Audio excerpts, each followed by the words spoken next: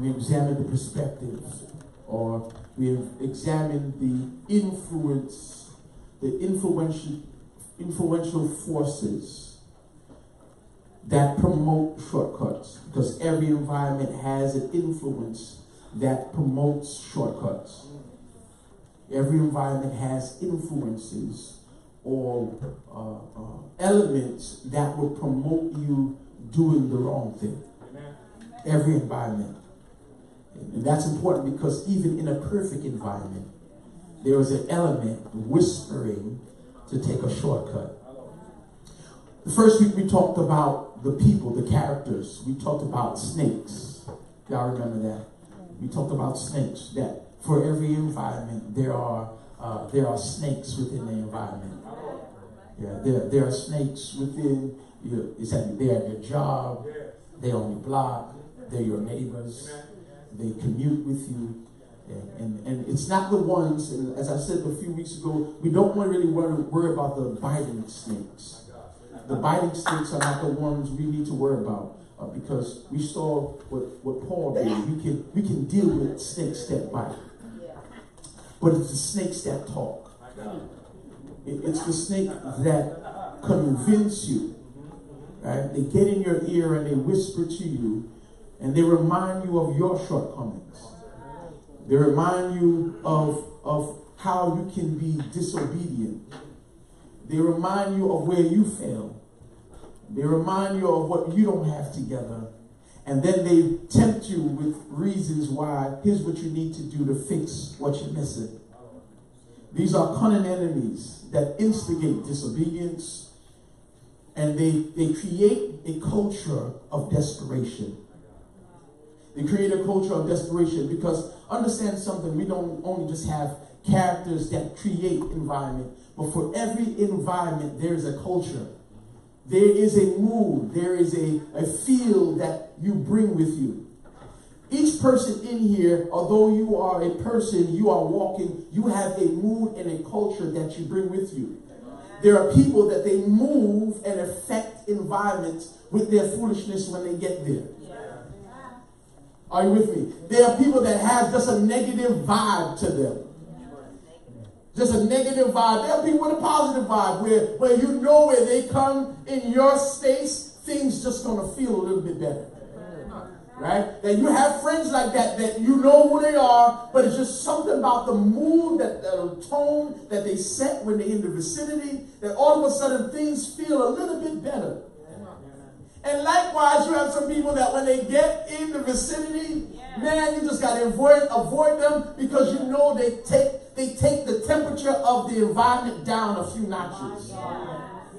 And you say, you know what, here they come.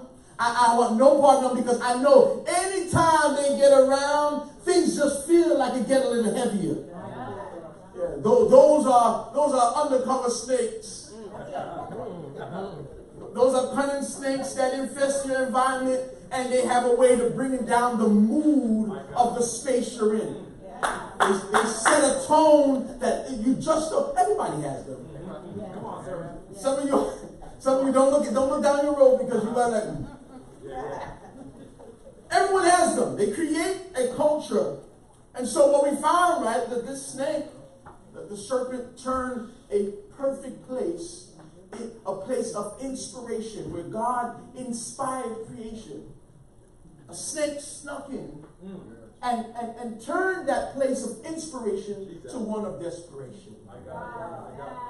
That if you're not careful, if you're not on guard, a snake can slip in a perfect place and turn it into a broken place. Are you with me, somebody? We are carriers of culture. We are carriers of atmosphere. We are carriers of moods. We are carriers of influence. Without saying a word. That just sometimes the way we move and we do things, we can change the space that we're in. That's why I always say, never go to a place, and if it's bad, you are the carrier of Jesus, when you can walk into a place that you don't like and speak life to it. But you can't speak life and behind the scenes do things of death. Because it doesn't make sense, now you contradict your own atmosphere that you're trying to create. Are you with me, somebody? And so week number 2, while you were away, we talked about this, creating the atmosphere, or atmosphere of desperation, an atmosphere of inspiration, and an atmosphere of desperation. All of us in here understand these are the 2 forces that promote most of our decisions. We either go forward in making changes based on being inspired, or we do it based on being desperate. Here's what I mean. Where you are inspired to change your job. God has given you a big dream, or you have a big dream about where you want to be in life, and you're sitting in the job that's right now, but you know that God is, or your soul or something inside you is pushing you to do something else. Yes, you take that inspiration and you go on interviews. My God. Even while having a job. That is inspiration. Now there is desperation where you know you had to go, where you should have been looking, now you are laid off. And now your search is different because it's now the bills dictating the job you should take. With me so far? And now the bills are dictating the life, the salary you should take. And what happens when desperation becomes part of your decisions, you would take less. My God, come on. That's real. You would take less than if you would have just been doing it while you was inspired. You would have had a plethora of different choices, and you can say, no, I'm not going here, no, I'm not going there, no, I'm not there. But now when you get laid off, now the bills are dictated, you better take something right away or you're going to be out on the street. And most of us who wait to be in desperate situations to make decisions, and then now we regret it because we're living through job after job where people don't recognize your value, all because you made a decision out of desperation and out of inspiration. You got to make sure that God created a culture of inspiration. So all of us, we are hoping that the enthusiasm that we have when we are inspired, we make the right decisions. You cannot make decisions when you are desperate. You cannot.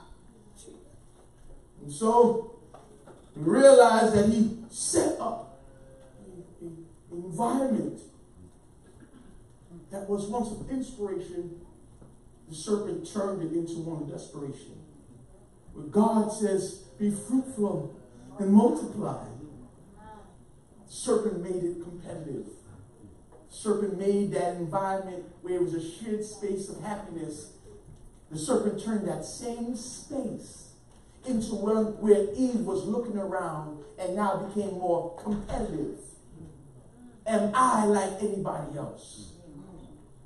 Instead of being content and happy in what she had gained, that God has given her everything, now it was contempt. Why God did this to me? Look at what he did. I don't have what they have. Look how much everybody else is blessed, and look at me. I need to do something so I can make up the difference to catch up like everyone else. If that is your motivation, you are motivated by desperation more than inspiration. If you believe that you have to do something to catch up, that is desperation more than inspiration.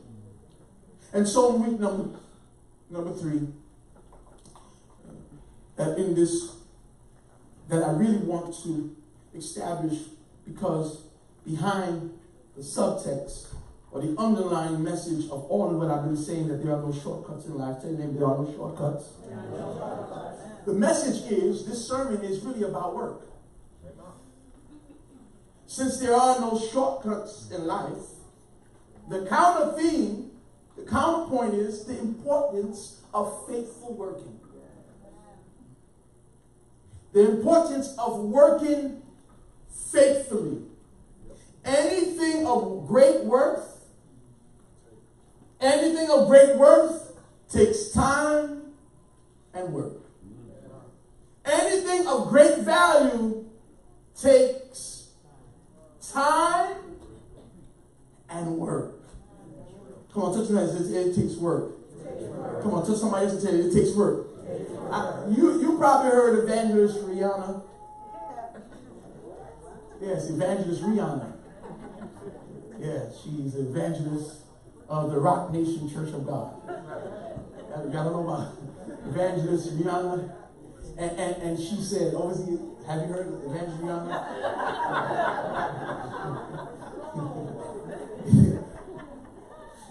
One of her sermons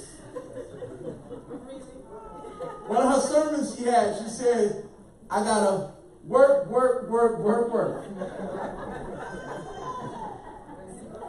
You see me have the work. Look, somebody saying something like, evangelist, let me write it down. Evangelist Rihanna from the, what church you know? Rock Nation Church of God?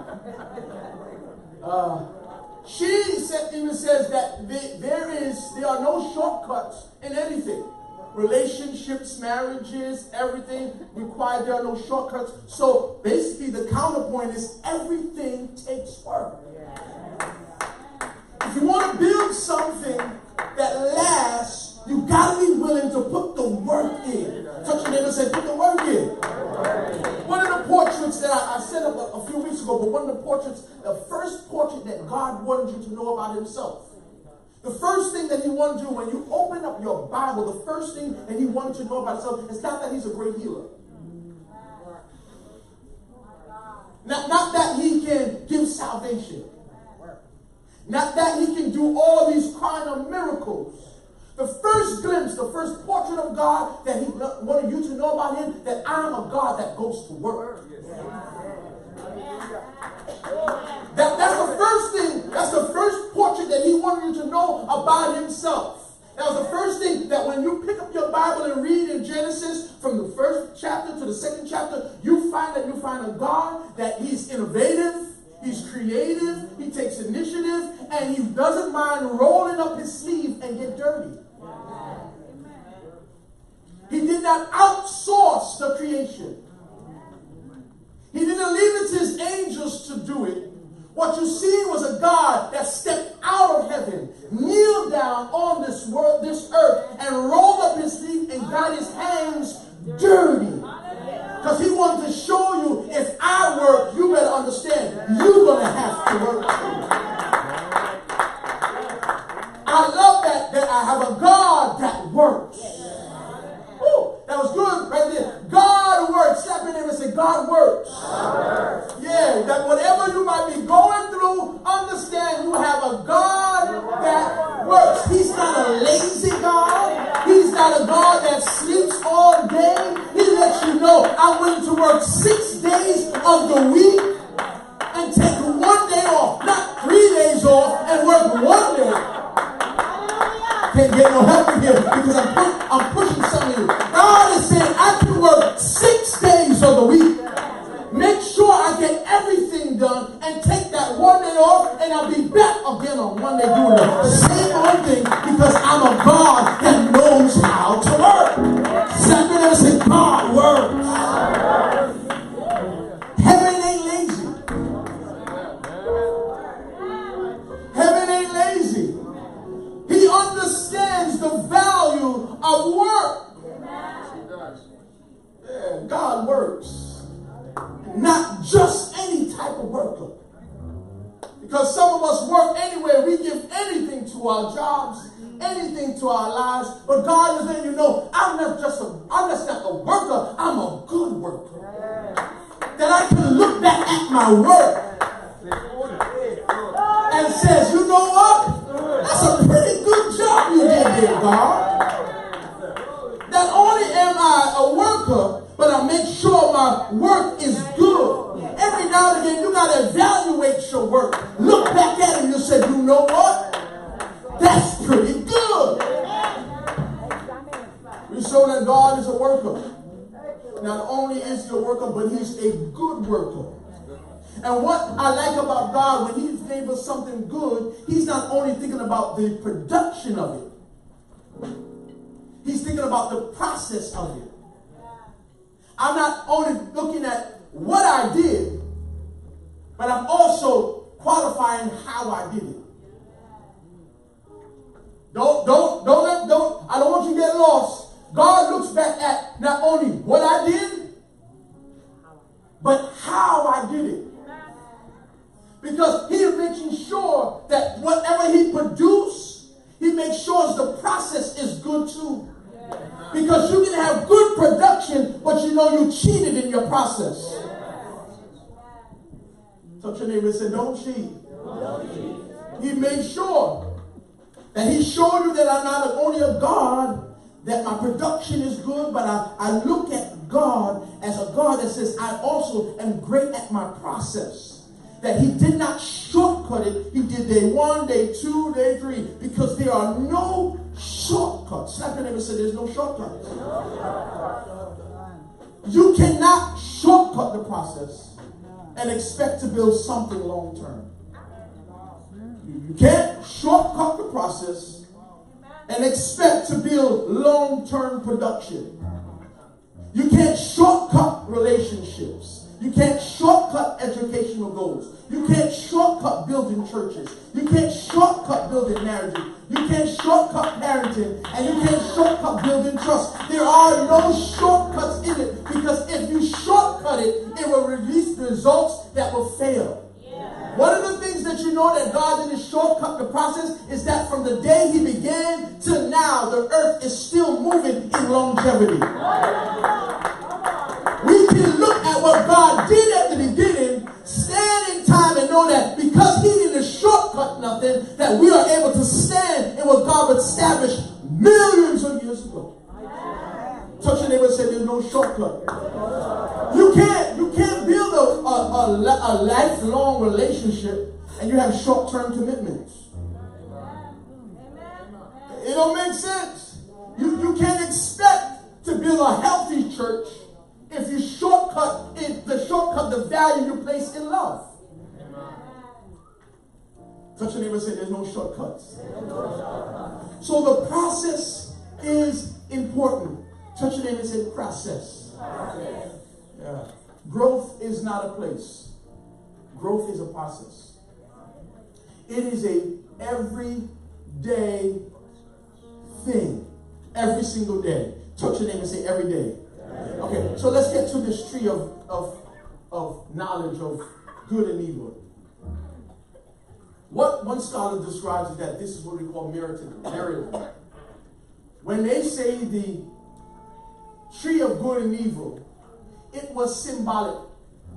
It was more symbolism. Where he was saying when they bit of the fruit, they gained knowledge of everything. It's like saying, when I say I searched high and low, that means I searched everywhere. So when they say when they bit the fruit of knowledge of good and evil, they became knowledgeable about everything. They now came into a knowledge too soon. Your grandmother or your older parents, or they would say you grew up before your time. Oh, force, right?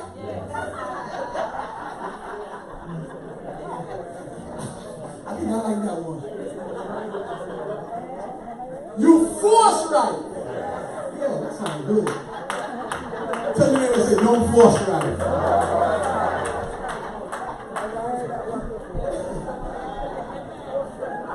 It means that you came into something before your capacity to handle it. Wow. You forced yourself right.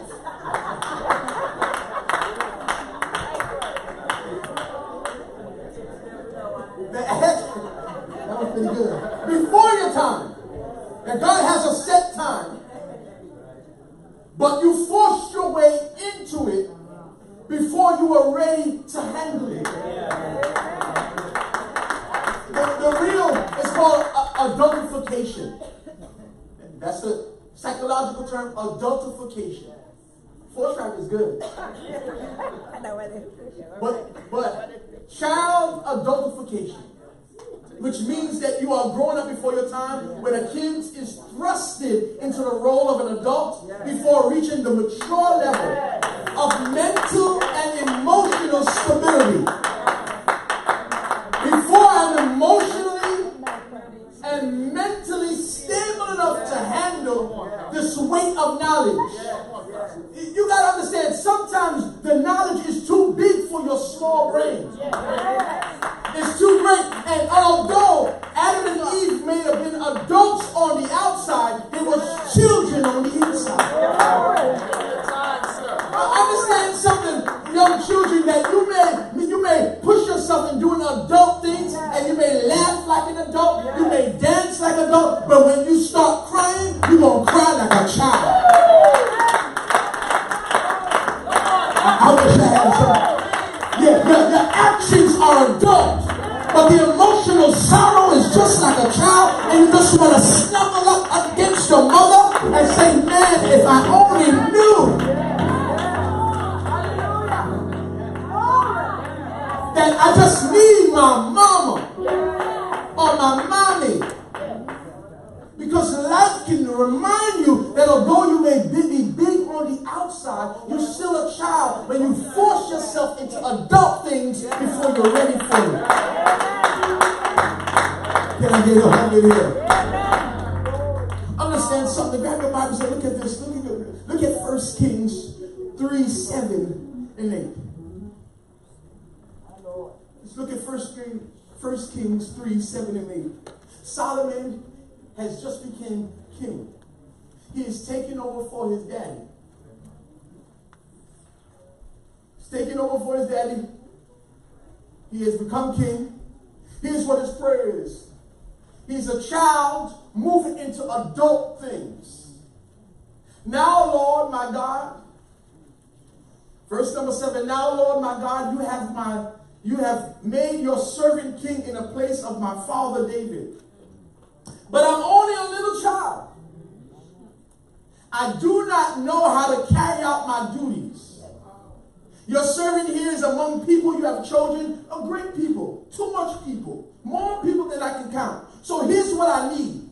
Give your servant a discerning heart to govern your people, to distinguish between good and evil.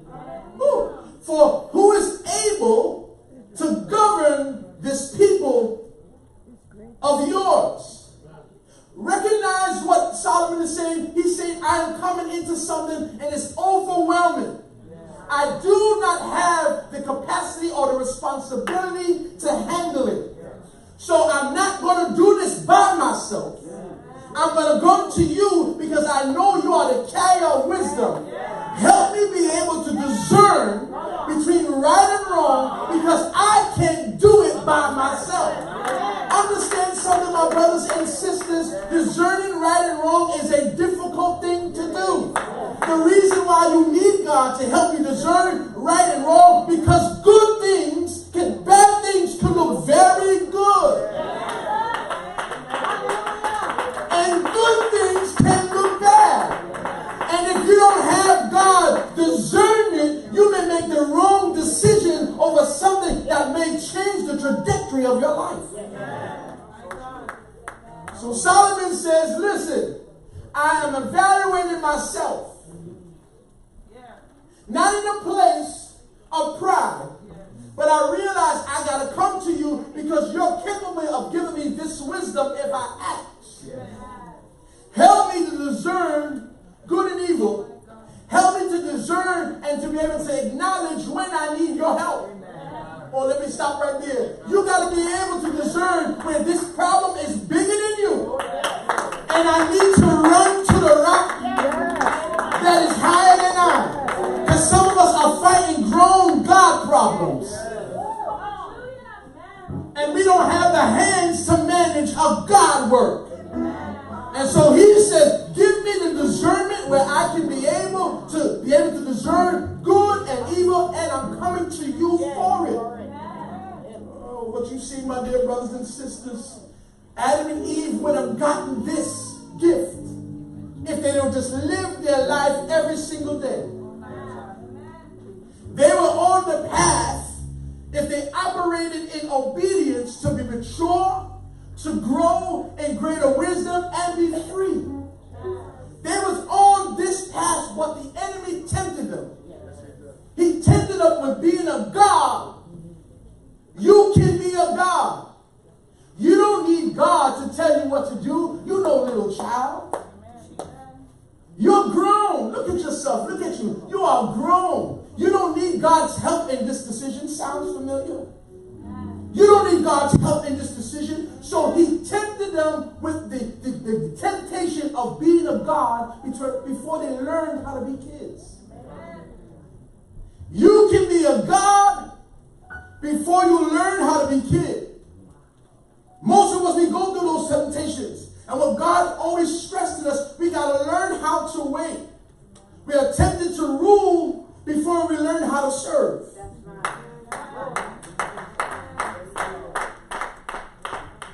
Tempted to be a God before we learn how to submit as a child. Temptation of growth before we learn how to grow. God always says, this is why he says, never neglect the day of small beginnings. This is why he stresses being faithful in the small. Because every single day when you're faithful in a small thing, God makes your mind become ruler over many things. And you cannot lead until you learn how to follow. I know some of you want a pastor. Someone want to run. I know that's right. Want to run your company because you believe that you're ready and you just got hired yesterday. But understand something. God has to equip your brain and your mind how to handle the responsibility, because if you get too much before your time, it will break you apart. I wish I had two people to say, you know what, I got that blessing too soon. That's not a prayer you hear in the house of the Lord. Not at all. That's not a confession you hear in the house of the Lord. Nobody will admit, man, I got that blessing way too soon. Yes. Before you're capable of handling all the responsibility that comes with the blessings of God. Yes. God says, don't neglect the day of small beginnings. Yeah. Don't look at your setbacks as times as, oh, this is just me, I'm sitting back. Look at everybody else. Don't look at the problems when you run out of money. Don't look at those things. These are the days you got to hold on to God and realize God is building up your character. Yeah, you don't have enough. Yeah, you don't have all of it. But you got to be able to worship God in your brokenness, because sooner or later, God's going to turn things in your favor. You can't use these moments when you don't have enough. You can't use this moment when you don't have everything to be proud and make yourself sad because you may make a desperate decision. In these moments when you don't have enough, this is the time when you give God thanks, because you know if he's still on the throne, if he still sits high and look low, and your God is a working God, and he can turn things around for you. I thank God for the good times. I thank God for the bad times. I thank God for the sun. I thank God for the rain. I thank God in and out of season. Because if God does not sleep, nor does he summer, I know that God will make a way for me somehow. But you never said somehow. You gotta use every moment to be inspired. If you don't turn those desperate moments into inspiration, you will make bad decisions and snakes will whisper in your ear. But you gotta learn how to praise God when you're broke, praise God when you're unhappy, praise God when you're sick, praise God when you have a car. You gotta learn. Everybody in your testimony is the same. We're not where we really want to be. Everybody in here are not really where they want to be financially. You're not really where you want to be educationally. You're not really where you want to be emotionally. But you know, if you keep on walking with God, sooner or later, I wish you knew how you would take it and say, sooner or later. I wish you would take it and say, sooner or later. All these broke times are building my character. All these down times are building up my faith. All these terrible times are building up my strength.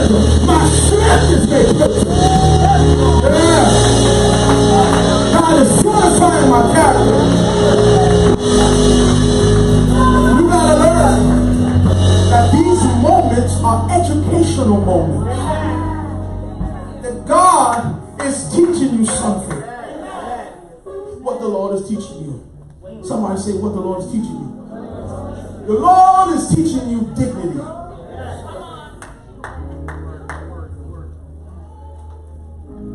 He's teaching you dignity. Here's what happens to them. They ate the fruit. What the Bible says is that they saw who they really are.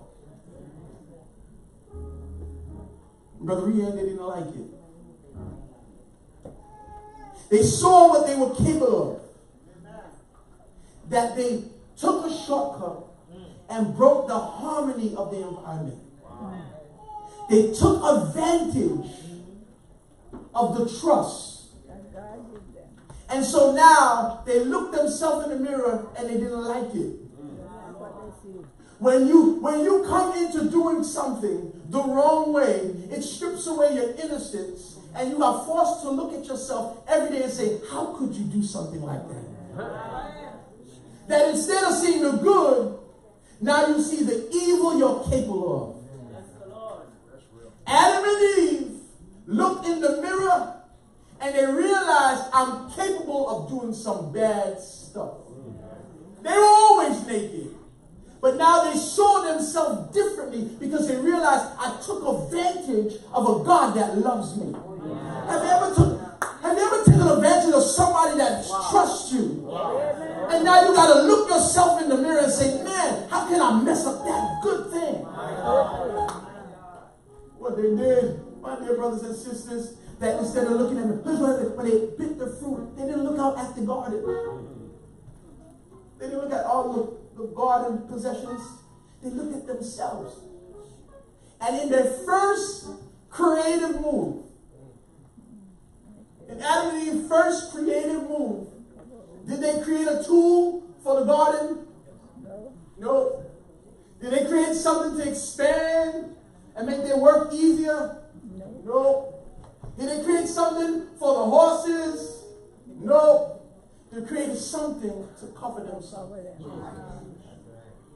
Because God lets you know that we are capable, when we are exposed to more knowledge than we should, we do more bad with it than good. I can't get no help in here. They could not see themselves dignified anymore. So they created something where they was able to adjust in a place where they didn't have to see themselves. Wow. That now they were so ashamed of what they looked at, I'd rather not look at myself, so I'm going to create something to cover, to substitute for the dignity I lost. And some of us do some bad things, and we come up with all different tactics to make ourselves look better than we actually are. Can't get no help in here. It's quiet. They lost their dignity. And one of the things you got to understand with dignity, it has nothing to do with pride. It's not the same thing. Dignity is something you are born with, a value that God puts inside of you, that when you look at yourself in the mirror, you don't care about success. You can go high, you can go low, but there's a standard in you that you refuse to allow anybody to treat you below that. Problem what we do every now and again, we confuse dignity with gaining respect. Respect is something people give based on actions. You do something, they respect you. But you can do respectful things and lose your dignity. That you can do things that be respected by everybody in here, but you do something that lose your dignity. You can get money and you're respected and you become successful, but if you do it at the cost of your dignity, you'll never be able to walk in the success like you're supposed to. Yeah, they realized they didn't belong. They ate the fruit and they couldn't even walk around into the success that they came into. They hid. And one thing about God, when you do it God's way, He makes sure you can walk in with your head up high. Has God ever opened a door for you that you know it had to be Him? Come on. I need people that have God ever opened a door for you that you know it wasn't you,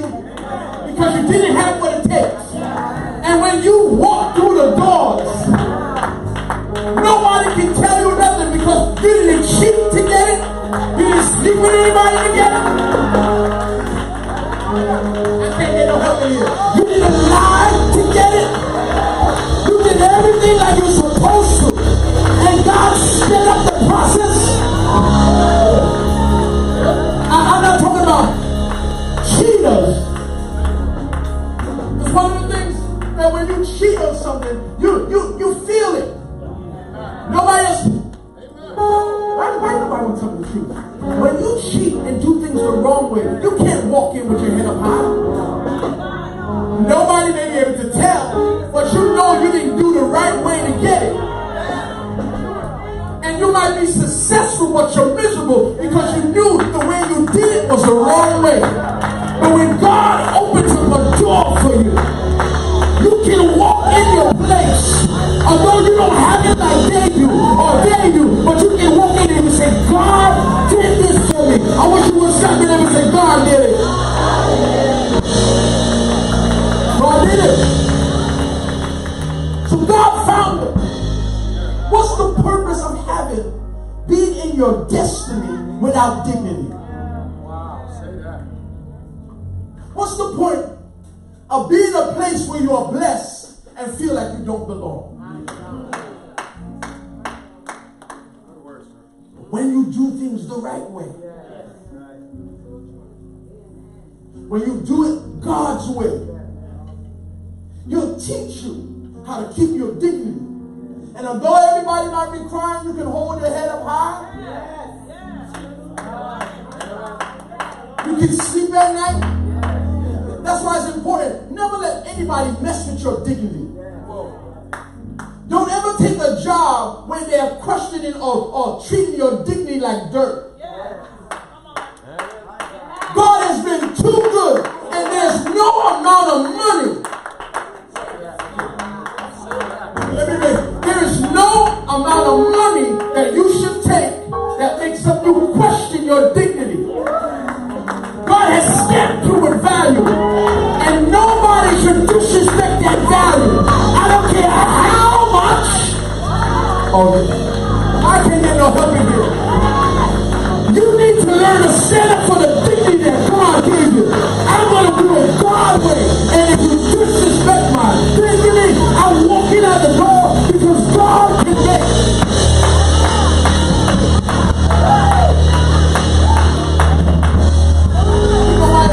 I'm worried. You're making me worried. You're making me worried because you're making me think that you're going to take something below your worth because you don't believe God can provide. I don't care where you came from. I don't care what education you have. I don't care how much money you have. I don't care what you have. If you know the worth that you have and that God created you, then you got to learn to stand up for yourself. And God created me, and I refuse.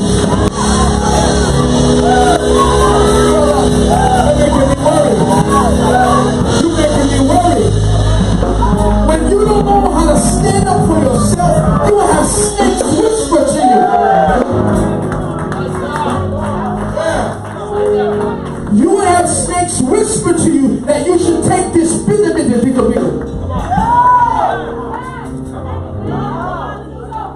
All success ain't the same success.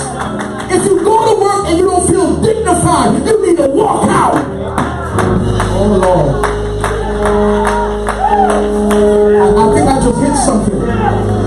Yeah, I think I just hit something because some of us have been abused for so long for $1. We've been abused for $1. We've been abused for $1. We've been abused by making things up. And I realize you are better than that. You are better than that. You are better than that. You are better than that.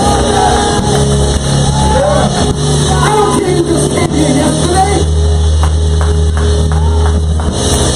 Hold on, listen. And I know some of you might say, easy for me to say. Let me tell you something. Let me tell you something. I don't care where I am. If you mess with my dignity, I am walking out.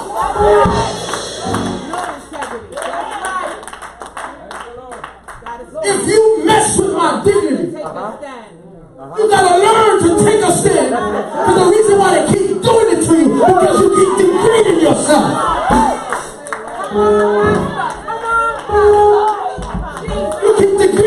yourself and taking their junk because you think you're junk. God did not create me to be junk.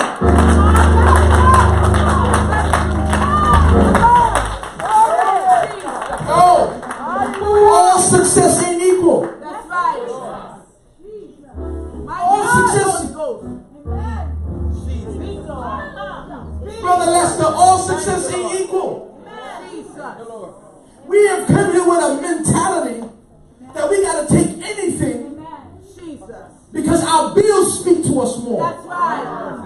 That's right. You got to learn how to trust God.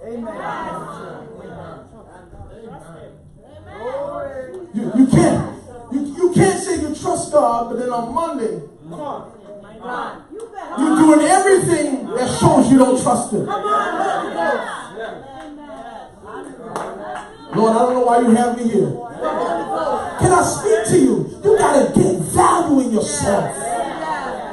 That you don't have to sow your own fig leaves to fit in, that you know. Listen, God, if you believe that God can open up the windows of heaven and pour you out a blessing, then no man should dictate your happiness. Your happiness comes from heaven.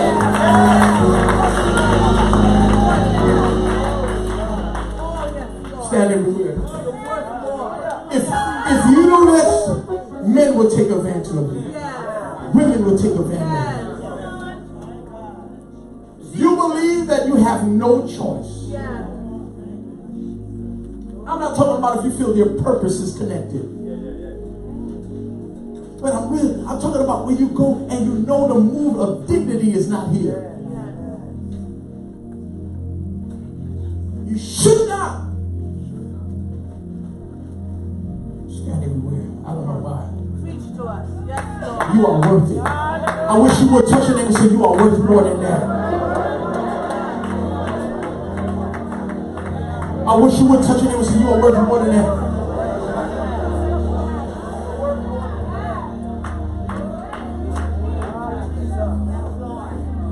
To stand amongst us to say you have something, but yet feel that you're not dignified. That's fraudulent. The same way to stand in a relationship, you say you got somebody, but it's abusive. And you're just holding on because it's abusive, but you're not happy. That doesn't make any sense to me.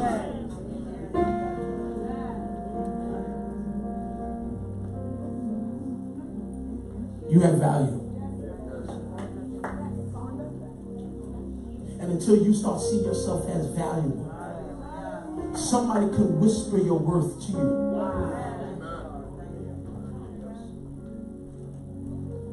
And you'll be biting things you should not bite because you believe you are behind time.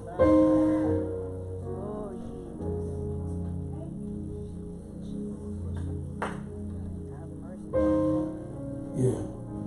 The spirit of desperation or lost dignity. Not pride. I'm talking about dignity, that you can look yourself in the mirror and it feeds your soul.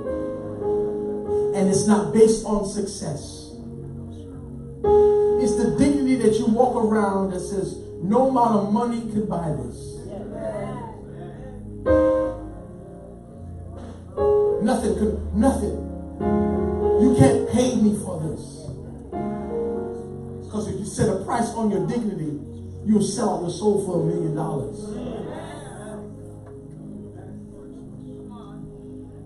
There has to be a point where you look yourself in the mirror and be proud of what you see.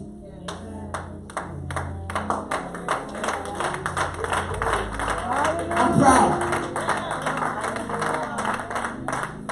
And that you can say to yourself, no amount of money. I don't know why I'm hearing this money. Maybe because I understand the economics of our church. And I understand your backgrounds. I understand. Yes, Lord. That some of you come and you have no choice. You believe you have no choice. That you ain't set up like everybody in here. But I'm going to shake you free this morning. I'm going to set you free. Because it's not money that you need. That spirit of poverty is not just money. The spirit of poverty is how you look at yourself in the mirror. Because in the mirror you see broke. And you think that money provided in your bank account will make you look rich. You'll just be broke with a lot of money. You got to be able to look yourself in the mirror, whether you are sleeping in a house or in a little apartment, or even if right now you're between homes, and say, I got value. That's right.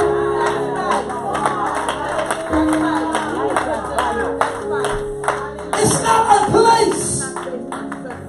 Success and destiny is not a place.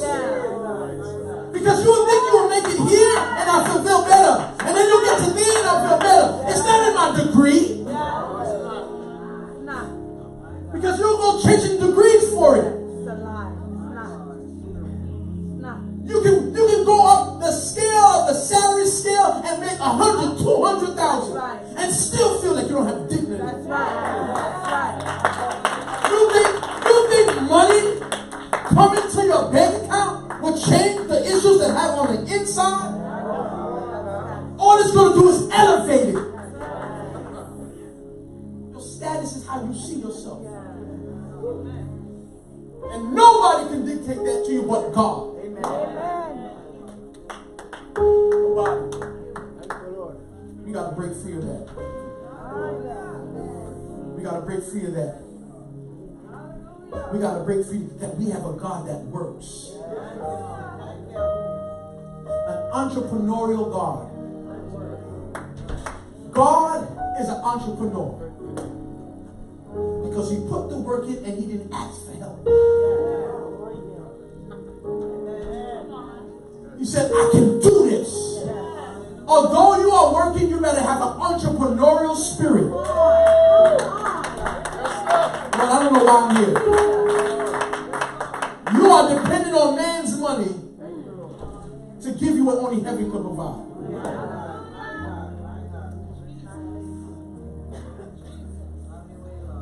I'm sorry. You need to break free. Those of you that I doubt you will come. I'm trying to figure out how to word this. Because some of us has equated monetary value to our self-worth. And we're not saying it. But yet we're sitting here in our fig leaves to fit in. And I need you for you to take that off. How do I get you to take off your fig leaf and trust God?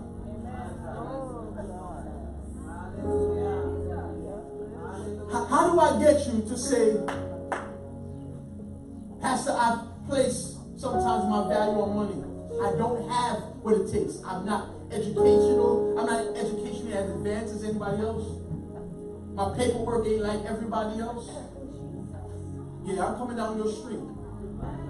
And so I got to take what I got to take so that things can go by. But if you're doing it and you're crying at night and you're not happy, that's not God.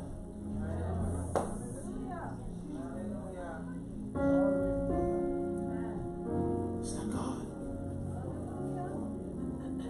This slave mentality got to stop. You don't got any chains on. And so what we do, we take quick fixes. We take shortcuts. Because we don't want to put the long work in setting ourselves up for the future.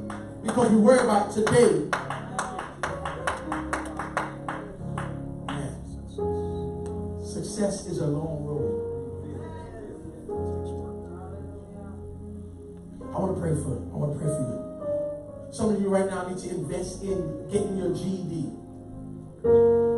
Yeah, I said it. Invest in going back to school to strip yourself of people's opinion. You know what we don't do here? I'm going to be honest. I'm going to be honest. Some of us got to go back to school and get our freedom.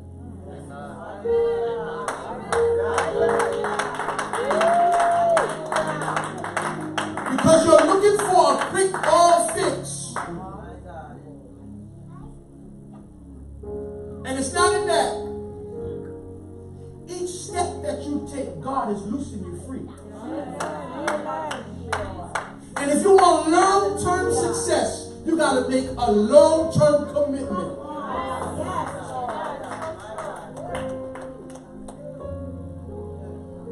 I don't know if I'm going to get that much help today. But your freedom means more to me. I want you to be able to walk around with your head held high. Sometimes we ask people what we do, and we can't. And what you do is not who you are. What you do is not who you are. What you do is not who you are. Bless him, Lord. What you do is not who you are. I pray. If you don't mind coming to the altar, there is chains. And it's going to be part 2. Because we try to break the spirit of poverty. But I looked at just the financial aspect of it. There's more than just finance. There's more than just finance. And you got to change the way you see yourself. And you got to be willing to switch up what you've been doing. Whether it's going back to school.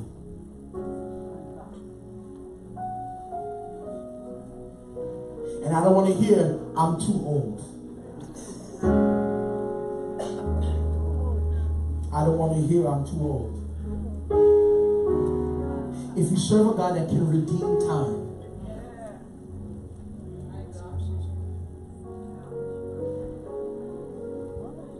some of you that's outside of it, it's not all just school. It's a whole bunch of things. That you can look yourself in the mirror and know that you did it well. There's more in here than just this. There's more in here than just this. Don't allow your fig leaves, or don't be embarrassed. This is not about embarrassment. This is about freedom. Adam and Eve hid. Adam and Eve hid. They would have stayed there if God didn't call. I say it all the time. They would have been there. If God didn't come searching for them, they would have stayed there forever. God came. Every day God calls. I'm talking about when you see yourself. Dignity. That God can do things that nobody else can do. It's a process. Come on. We got 2 more minutes. And I gotta move. I'm far past my time. Is there one more? That you're looking at your life and you're looking for answers. You're searching for answers and you cannot find it. It's in the process. Today you're going to learn how to submit as a child. Because though you are grown, you are a child.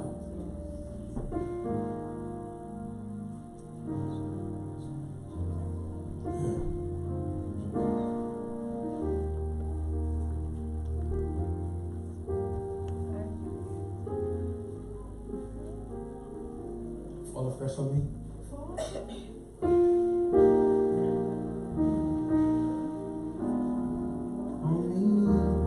Spirit up. Spirit up.